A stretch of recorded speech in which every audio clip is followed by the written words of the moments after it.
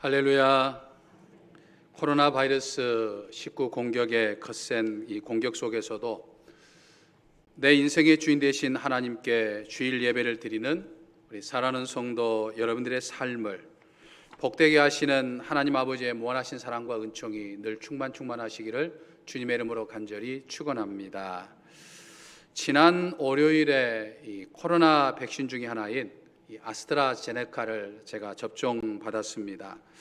아직 제가 접종 받을 때는 아니지만 우리 교회 권사님의 관심과 배려로 미리 맞게 되었고, 또 혹시 백신 후유증이 있을까봐 수액까지 놔주셨습니다.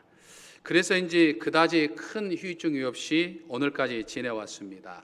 다만 이 접종 다음 날인 화요일에 두통이 조금 있었고 또 몸살처럼 아파서 이제 진통제 2알을 먹었을 뿐입니다.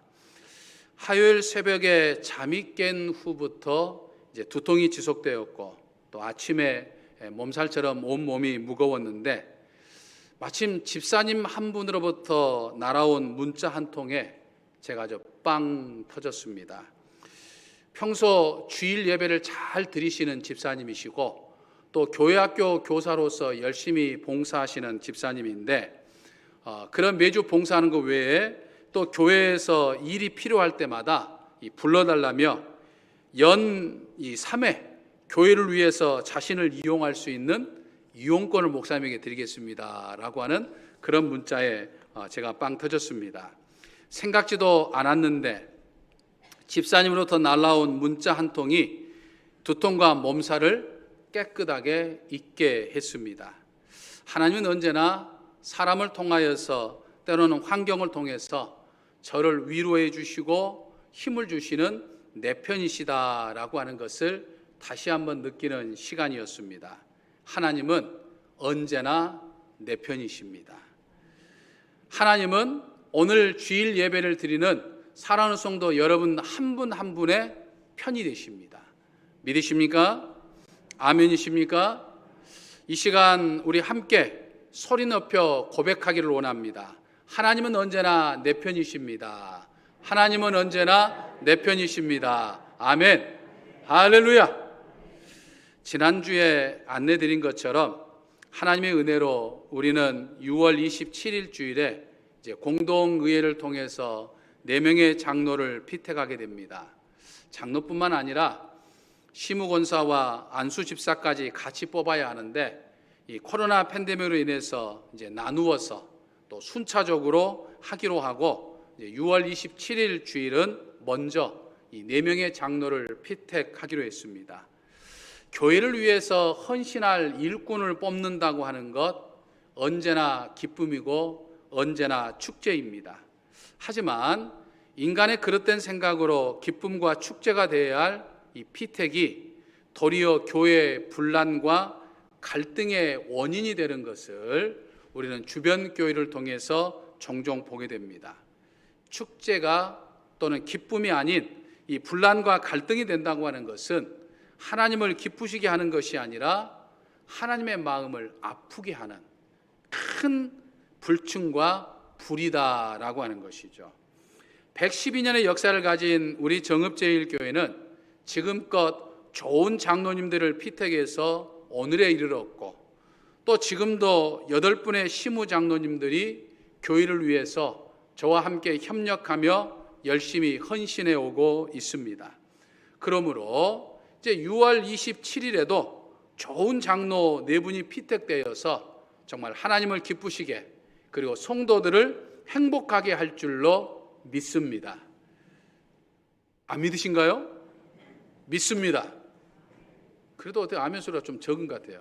에어컨 소리 때문에 제 귀에 잘 안 들리는가 모르겠습니다.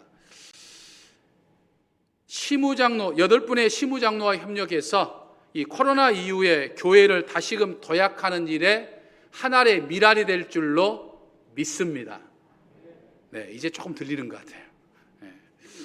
저는 이 4명의 장로 피택과 교회를 위해서 기도하는 마음으로 이제 4주에 걸쳐서 이 장로직에 관련된 여러 가지 말씀들을 함께 나누면서 은혜를 받고자 합니다.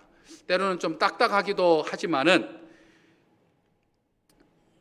장로 피택을 앞두고서 우리가 한 번쯤은 생각하고 넘어가야 할 중요한 문제들을 함께 나누면서 은혜를 받고자 합니다.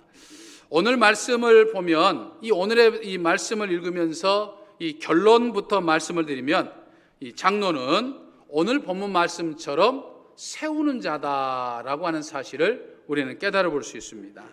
교회 공동체나 성도 그리고 교회 사역을 무너뜨린 사람이 아니라 세우는 사람이 장로다라고 하는 것이죠.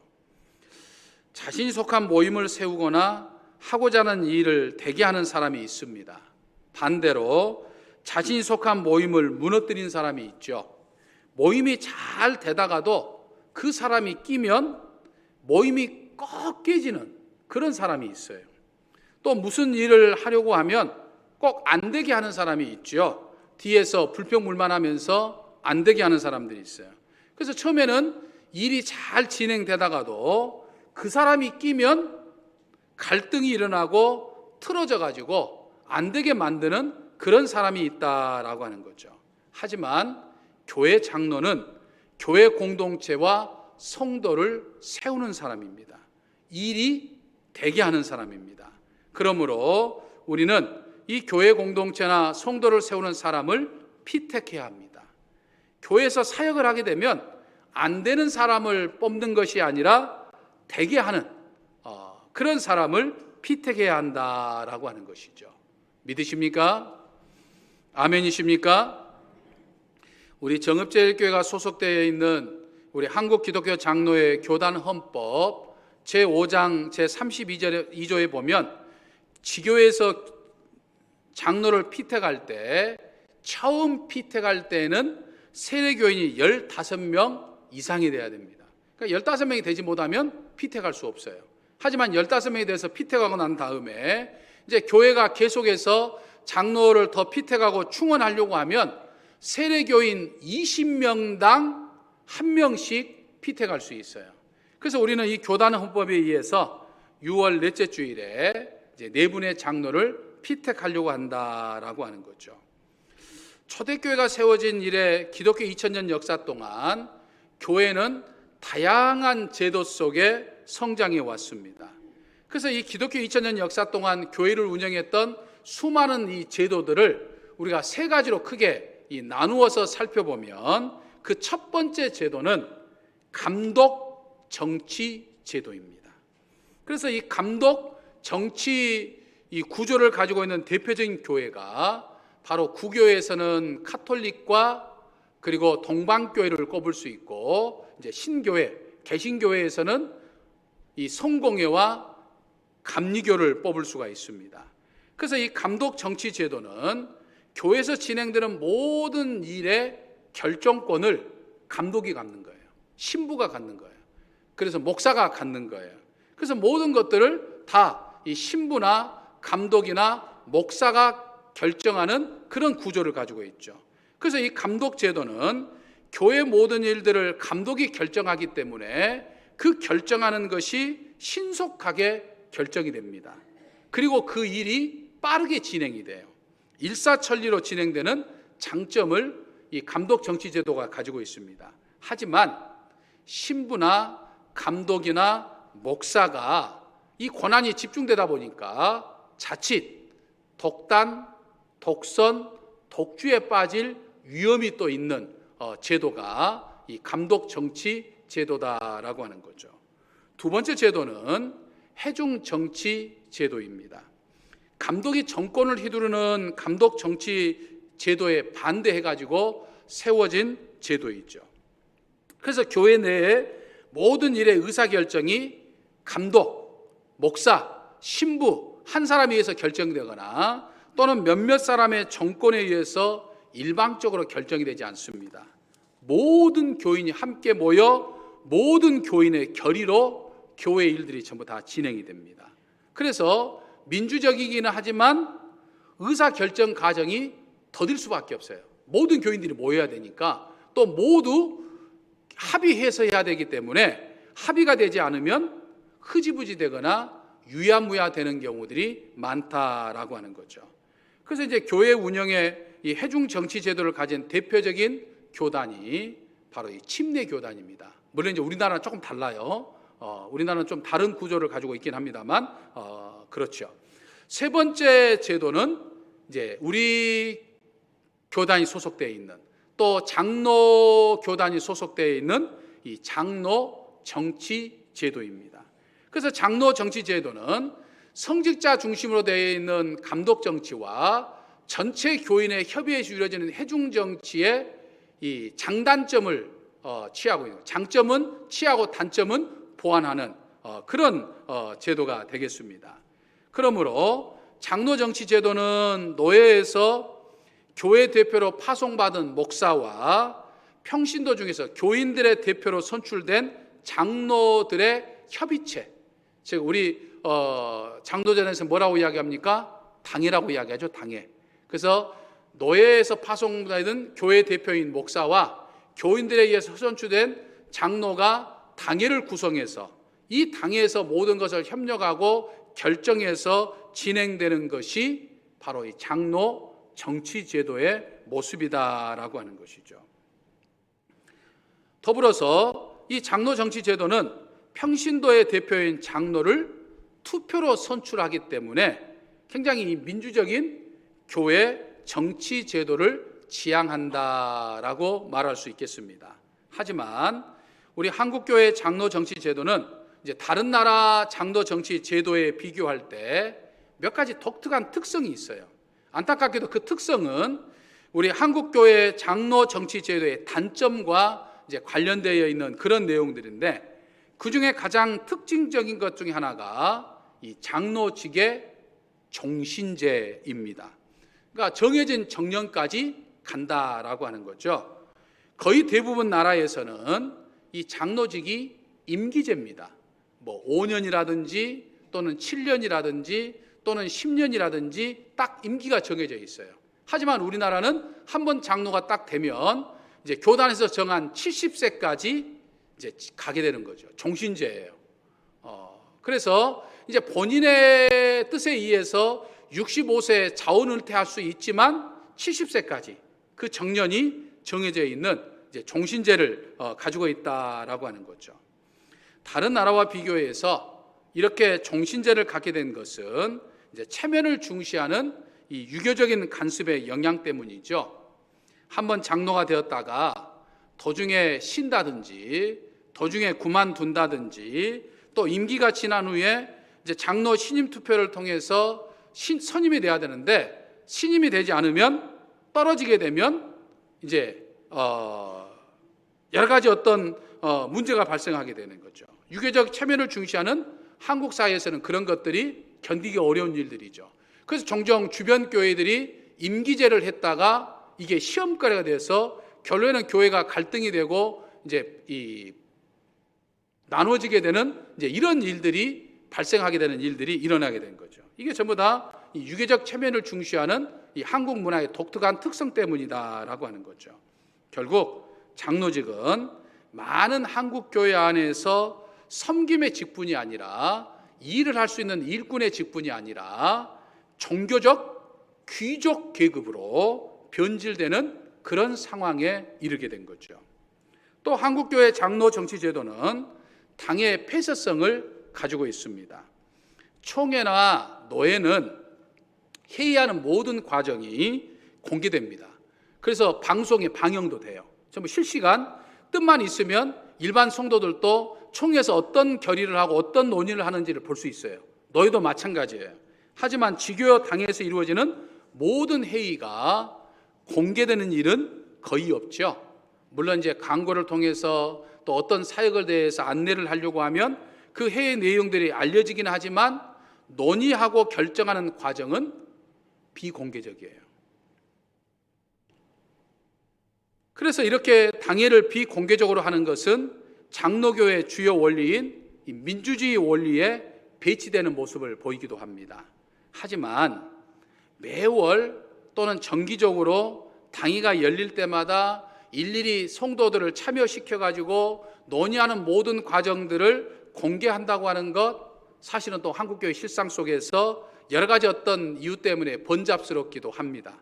그래서 뜻이 있는 교회는 이제 당에서 논의하는 것들 중에 굉장히 중요한 일들이 있으면 이제 그 일들을 논의할 수 있는 전문위원을 구성하거나 또는 재직회에서 그 일들을 논의하게 되죠. 예를 들면 교회가 건축을 한다라고 하면 당에서만 할 수 없으니까 성전 건축위원회를 구성해서 당회와 성전 건축위원회가 함께 그 일들을 하는 그런 것들을 해나간다라고 하는 것이죠.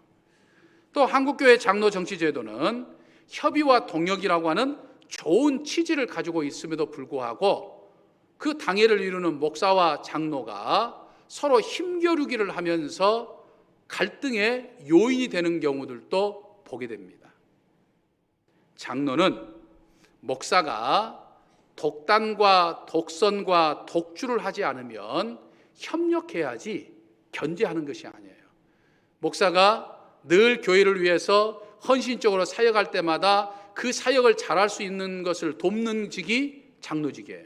물론 목사가 독단을 하거나 독주를 하거나 독선을 해가지고 교회에 어떤 어려움을 빠뜨린다고 한다면 그걸 견제하는 것이지만 정상적으로 교회의 일을 열심히 하게 될 때는 협력해 준다라고 하는 거죠.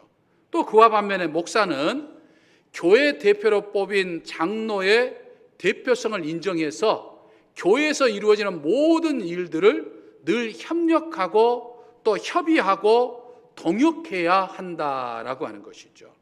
그런데 이 목사와 장로가 서로 협력하고 동역하기보다는 어떤 교회의 중요한 일들을 할 때 내 뜻대로 내가 하고 싶은 대로 내 의지대로 하려고 서로 힘겨루기를 하게 된다면 이 헤고미니 싸움, 주도권 싸움을 하게 된다면 교회에 분란이 일어나게 되는 것들을 우리는 주변 교회들을 통해서 종종 보게 되는 거죠. 이것은 장로 정치 제도의 근본 취지에 크게 변질되는 아주 불이한 일이다라고 하는 거죠. 아무튼 한국 교회는 감독 정치 제도를 가지고 있든지 회중 정치 제도를 가지고 있든지 우리 교회처럼 장로 정치 제도를 가지고 있든지 이 세 가지의 제도에 의해서 지금까지 2000년의 역사를 이루게 된 거죠. 우리는 이 장로 정치 제도를 띠면서 목사를 도와서 협력할 또 먼저 심우하는 8분의 장로님과 협력해서 일할 4분의 장로 피택을 앞두고 이제 우리는 기도하고 있는데 이 장로 피택을 앞두고서 정읍제일교회를 담임하는 목사로서 몇 가지 이 시간 말씀을 드리면 금번 6월 27일 주일에 있을 장로 피택은 내가 피택이 되든지 아니면 내가 피택이 되든 않든지 너나 할 것 없이 축제로 만들어야 한다라고 하는 거예요. 그러니까 6월 27일은 정말 교회 일꾼이 뽑힌 축제로 만들어야 할 책임이 우리 모두에게 있다라고 하는 사실을 우리는 깨달아 볼 수 있어요. 행여 장로 피택 과정에서 내가 뭐 시험거리가 된다든지 해서는 안 되는 거죠.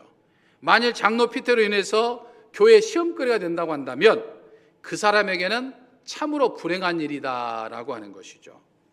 장로 피택은 교회에서 열심히 기도하면서 최선을 다해 헌신할 수 있는 사람을 뽑는 축제입니다. 열심히 기도도 하지 않아요. 최선을 다해 헌신하지도 않으면서 내가 피택되고자 한다면 그건 욕심인 거죠. 여러분, 그렇다고 해서 완벽하고 흠없는 사람을 뽑는 것도 아닙니다. 만일 교회 일꾼을 완벽하고 흠이 없는 사람을 뽑는다고 한다면 오늘 여러분들에게 말씀을 전하는 목사를 비롯해서 오늘 이 자리에 있는 사람 중 그 누구도 하나님의 일을 위해서 뽑힐 만한 자격이 있는 사람은 단언컨대 단 한 사람도 없어요. 하나님의 일을 할 사람은 단 한 사람도 없어요. 우리 모두는 너나 할 것 없이 흠이 있어요. 재능도 그다지 있는 것도 아니에요. 하지만 중요한 것은 하나님의 일꾼, 교회를 세워가는 사람은 능력 있는 사람이 되는 게 아니에요. 흠이 있지만 능력도 없지만 내가 부족함을 알고 하나님을 전적으로 하나님이 나를 도와주시지 않으면 내가 이 일을 감당할 수 없습니다 라고 하는 마음으로 전적으로 하나님을 의지하는 마음으로 열심히 기도하면서 하나님이 내게 지혜와 능력을 주시기를 열심히 기도하면서 맡겨주시면 최선을 다해서 일할 수 있는 사람을 뽑는 거예요. 부족하지만 흠도 있지만 저 사람은 정말 하나님을 의지하면서 열심히 교회를 위해서 봉사할 수 있을 사람일 것 같다 하는 그 사람을 뽑는 거다라고 하는 말이에요. 그래야 축제가 되는 거예요. 믿으십니까? 아멘이십니까? 우리 옆 사람과 서로 인사하겠습니다. 이번 장로 피택을 꼭 축제로 만듭시다. 이번 장로 피택을 꼭 축제로 만듭시다. 여기서 잉이 중요해요. 잉이 두 번 강조하는 거예요. 축제로 만드시다. 그리고 그러니까 두 번 강조하는 거예요. 이게 되게 중요한 거예요. 다시 한번 인사하겠습니다. 이번 장로 피택을 꼭 축제로 만듭시다. 이번 장로 피택을 꼭 축제로 만듭시다. 아멘.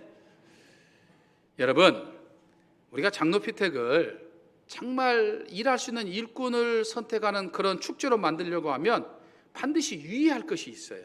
그것은 무엇보다도 먼저 지난 시간도 광고 때도 말씀드렸습니다만 절대로 선거운동은 안 해야 합니다.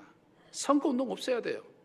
정말 우리 장로님들의 장담처럼 지난 한 주간 보니까 한 번도 선거운동 안 하시더라고요. 선거운동 없어야 됩니다. 장로 피택은 책임감을 가지고서 마치 전쟁터의 최선봉에 서는 것처럼 사단 마귀와의 영적 싸움에서 제일 앞장서는 총알바지예요. 총알바지. 그러니까 죽으러 가는 거예요. 그러니까 이 죽으러 가는 사람을 뽑는 것이지 무슨 국회의원을 뽑거나 시장을 뽑거나 조합장을 뽑는 게 아니라 이 말이에요. 신앙생활 하다 보면 장로를 피택할 때 나도 이번에 장로로 피택되지 않을까, 피택돼서 정말 주의 일에 좀 열심히 죽도록 충성 한번 해보고 싶다라고 하는 그런 생각, 그런 기대치가 생기기 마련입니다. 그건 당연한 거예요. 그건 누구나 느낄 수 있는 감정이에요. 하지만 장로직은 하나님이 내게 맡겨주시면 하는 것이지 내가 무슨 기대한다고, 내가 무슨 선거운동을 한다고 해서 되는 거 아니다 이 말이에요. 하나님이 나를 쓰시고자 하셔서 장로직을 맡겨주시면 순종하여 최선을 다해 헌신하면 되는 거예요. 그러니까 장로로 피택되면 감사와 순종이에요. 하지만 장로로 피택되지 않으면 하나님이 내게서 이 장로직이라고 하는 무거운 십자가의 짐을 내게서 쓰지 않도록 나를 배려해 주신다라고 생각하고 기뻐해야 되는 거예요. 그러니까 되면 감사하고 순종해야 되는 것이고 안 되면 기뻐해야 되는 거예요. 하나님이 내게 이 무거운 짐을 벗겨주시는구나. 여러분, 우리 장로님들에게도 가끔 제가 농담 삼아 이야기합니다만 여러분, 장로나 목사는요 잘해도 본전이에요. 잘하면 뭐 때문에 잘한다고 하죠? 장로니까, 목사니까 그건 당연하게 생각해요. 잘하면 그거 당연한 거죠. 아니, 목사가 그 정도는 해야지, 뭐 장로가 그 정도는 해야지, 그거 뭐 자랑할 거야? 라고 생각합니다. 근데 조금만 실수하면, 목사도 연약한 인간이기 때문에, 장로님들도 연약한 인간이기 때문에, 또 여러분들과 늘 같이 살다 보니까 실수하는 모습을 보여요. 그럼 어떻게 하죠? 장로가 돼가지고 저런, 목사가 돼가지고 저런, 조금만 잘못하면 그래요. 그러니까 잘해봐야 본전치기예요. 본전치기. 그러니까 이게 얼마나 힘든 일인지 몰라요. 할 때는 하고 싶어서 하지만 막상 장로직을 맡게 되면 이게 보통 머리 무거운 것이 한두 가지가 아니에요. 그렇기 때문에 하나님이 나를 사랑하셔서 이 십자가의 짐을 나한테는 벗겨주시는구나 라고 생각하고 뭐 해야 된다고요? 기뻐해야 된다니까요. 되면 감사해서 순종하고, 안 되면 감사해서 기뻐하고. 믿으십니까? 아멘이십니까? 되면 순종하고, 안 되면 뭐하고? 기뻐하고. 이게 중요하다라고 하는 거죠. 행여 누가 전화해서 장로로 찍어달라고 하면 절대로 찍지 말아야 됩니다. 왜냐하면 이미 그 사람은 내가 하나님의 일을 하겠다고 하는 그런 자세보다는 이게 무슨 명예직이라고 생각하는 것을 벌써 보여주고 있는 거예요. 그러니까 찍으면 안 돼요. 본인이 아니라 제3자가 전화를 하거나 부탁을 해도 오히려 거명하는 사람은 절대 찍으면 안 돼요. 왜냐하면 그건 절대로 하나님의 뜻이 아니기 때문이에요. 다음으로 비난하지 말아야 합니다. 장로 피택을 하면 꼭 그런 사람들 있잖아요. 야, 그 사람 찍으면 안 돼. 이 사람은 뭐 이것이 이렇고 저것이 저렇고 옛날 뭐 있었던 이야기부터 시작해가지고 막 찍으면 안 된다고 이야기합니다. 그래서 찍으면 안 되는 이유를 타당성 있게 이야기는 하지만 사실은 그 내면을 들여다보면 그 사람과 감정이 안 좋은 거예요. 그러니까 내 감정 안 좋아가지고 막 그럴듯하게 막 이래서 안 되고 저래서 안 되고 저 사람이 이랬기 때문에 안 되고 저랬기 때문에 안 된다고 타당한 근거를 갖다 붙이지만 실제로는 자기 감정이에요. 자기 개인 감정. 자기 개인 감정을 교묘하게 숨기고 여러 가지 이유를 갖다 대는 거예요. 한국 교회가 그런 사람들 때문에 장난 때문에 얼마나 많은 분쟁과 갈등이 있었는지 몰라요.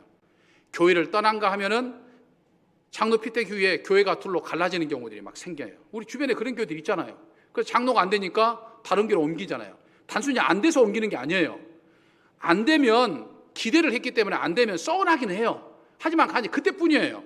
하지만 만일 누가 누군가를 비난해가지고 누가 나 찍으면 안 된다고 했다고 하는 것 때문에 이게 이제 문제가 돼가지고 교회 갈등이 돼서 교회를 떠나는 거예요. 또 안 떠나도 평생 이 사람은 나하고 원수됩니다. 너 나 찍으면 안 된다겠지? 너 두고 보자. 그래서 나중에 교회에서 어떤 일을 할 때마다 그 사람을 반대하는 쪽에 쓸 수밖에 없는 그런 구조를 만드는 것이 이 비난하는 겁니다. 그러니까 절대로 누구 안 된다 이야기하면 안 됩니다. 그러니까 강 목사와 교육자들도 절대 누구 지지하거나 절대 누구 안 된다고 반대 발언하지 않습니다. 우리 장로님들도 누구를 절대 지지하거나 절대 반대하지 않습니다.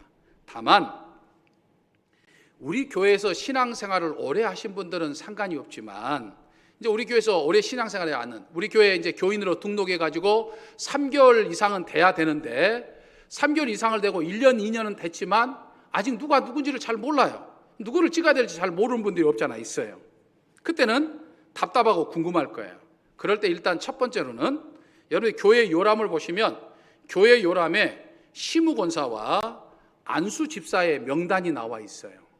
그분들은 무조건 장로로 피택될 수 있는 후보가 되는 거예요. 그 다음에 세례를 받은 지 5년 이상, 그러니까 집사들 중에서 세례 받은 지 5년은 안 됐어. 근데 집사는 세례 받은 지 3년이면 집사가 되는 거거든요. 그러니까 집사들 중에는 5년 세례 받은 지 5년에 대해서 해당되는 사람도 있지만 5년이 안 돼서 해당이 안 되는 사람도 있어요. 그러니까 집사들 중에서 이걸 이제 가릴 수 있어야 되고, 그래서 일단 명단을 참조하시되 그래도 누가 누군지를 잘 모르겠다. 그러면 누구에게 물어보느냐? 저에게 물어보시면 돼요. 담임 목사에게 저에게 물어보다 이 말이에요. 다른 사람에게 물어보지 말고 제게 물어보시면 제가 담임 목사로서 하나님 앞에서 그 사람이 봉사해 왔던 이야기만 합니다. 특히 4년 동안 저랑 봉사하며 교회 신앙생활하면서 남신도를 위해서 이런 일을 하셨고 지금 이런 일을 하고 있고 교회 학교 교사로서 지금 봉사하고 있고 또 직분을 맡고 있고 지금 교회에서 봉사하고 봉사해 왔던 것만 저는 더하거나 덜하지 않고 그것만 이야기합니다. 그러고 지지나 반대도 안 해요. 딱 그 상황만 이야기를 하니까 여러분들이 판단하는데 도움이 되는 것만 하게 되는 거예요. 제가 이 이야기를 하는 이야기는 무슨 이야기냐면 행여나 다른 성도에게 물어봐가지고 이게 선거운동이 되거나 또는 괜한 오해를 받거나 또는 어떤 교회에 그 반대를 하게 되는 시험거리가 돼서는 안 된다. 이걸 하지 못하면 교회가 축제가 되지 못하고 분란이 되는 거예요. 그렇기 때문에 여러분들은 정말 이 장로 피택이 축제가 되고 세우는 사람, 교회 공동체와 성도를 세우는 사람을 뽑으려고 하면 기도해야 됩니다. 그래서 여러분들 우리가 내일의 새벽 기도를 하는 이유가 바로 거기에 있어요. 그래서 내일의 새벽 기도하는 동안 이런 장로를 주소서라고 하는 기도를 우리가 매일 함께 기도합니다. 또 새벽 기도에 피치 못해 참여하지 못하신 분들은 여러분들의 삶의 자리에서 가정이 됐든지 직장이 됐든지 어디에 있든지 생각날 때마다 기도하셔야 돼요. 장로 일꾼은 기도 가운데 뽑는 것이지 선거운동으로 뽑는 게 아닙니다. 그래서 여러분들이 기도해서 정말 이 장로 피택이 축제로 만들어주고 정말 교회를 세울가는 사람을 뽑는 귀한 기회가 될 수 있도록 여러분들이 쓰임받는 저와 여러분이 되시기를 주님의 이름으로 간절히 축원합니다. 아멘. 사랑의 아버지 하나님, 2021년 저희 정읍제일교회가 코로나 팬데믹 속에서도 코로나 팬데믹 이후를 준비하여 새롭게 도약하고자 4명의 장로를 피택할 수 있는 은혜를 허락하여 주시니 감사합니다. 하나님의 뜻이 어디에 그리고 누구에 있는지 알 수 없으나 교회 공동체와 성도를 세우는 일에 합당한 일꾼이 피택되게 하여 주옵소서. 내일의 동안 기도하는 가운데 아무런 선거운동이나 비난 없이 모두가 기뻐할 수 있는 축제가, 그리고 교회 공동체와 성도를 세울 수 있는 사람이 세워지는 그런 피택이 되게 하여 주시옵소서. 우리 주 예수 그리스도 이름으로 기도하옵나이다. 아멘.